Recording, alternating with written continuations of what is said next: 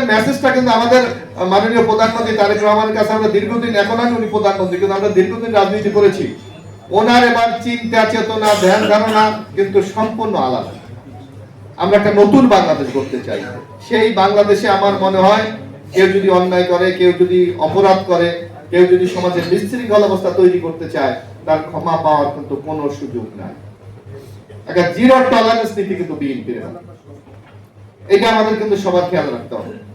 এবং আপনাদের আমি একটা কথা বলি যে আমরা একা কিন্তু পারবো না, আপনাদের সহযোগিতা দরকার। এবং আমি মনে করি 12 তারিখের পর ইনশাআল্লাহ, ইলেকশনের পর সাধারণত আপনারা দেখেন ইলেকশনের পর কিন্তু একটু রিঅ্যাকশন কিছু হয়।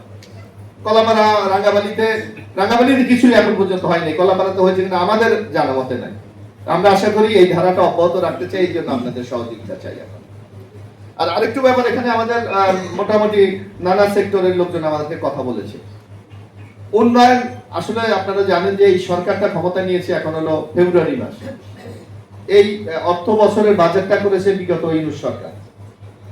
এবং আমাদের পক্ষে কিছু কাজ করা এখন রিয়েলি খুব নতুন ভাবে একটু চ্যালেঞ্জিং, কারণ আমাদের এই যে বাজেটটা হয়েছে, বাজেটটা আমাদের সমন্বয় করতে হবে। তারপর বাংলাদেশে অর্থনৈতিক সংকটও মারাত্মক। তারপর আমি ঢাকার সাথে যতটুকু আমার কথা হয়েছে এবং আমাদের যে পার্লামেন্টারি বোর্ডের যে ফার্স্ট মিটিংটা হয়েছিল, আমরা নতুন সরকার কিছু তো দেখাতে হবে। আমরা ইনশাআল্লাহ কিছু কাজ করব এবং এর মধ্যে প্রাথমিকভাবে প্রত্যেকটি নির্বাচনে আসেন 2টি করে খাল খনন করা হবে, যেটা আমাদের মাননীয় প্রধানমন্ত্রীর বিশেষ কমিটমেন্ট।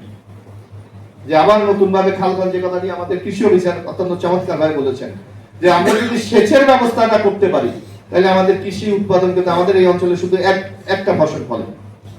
যদি আমি এর মধ্যে নীলগঞ্জ নির্বাচনের সময় গিয়েছি, আমি কলাপাড়া যে এই অবস্থা, এই ধরনের একটা পরিবেশ, এই ধরনের একটা ঐতিহ্য আছে, এটা আমি জানতাম না। কুমিরপাড়া নামে একটা জায়গায় আমি গিয়েছিলাম, এক লোক আমাকে দেখালো শুধু বোম্বাই মরিচ বিক্রি করছে 8.5 লাখ টাকা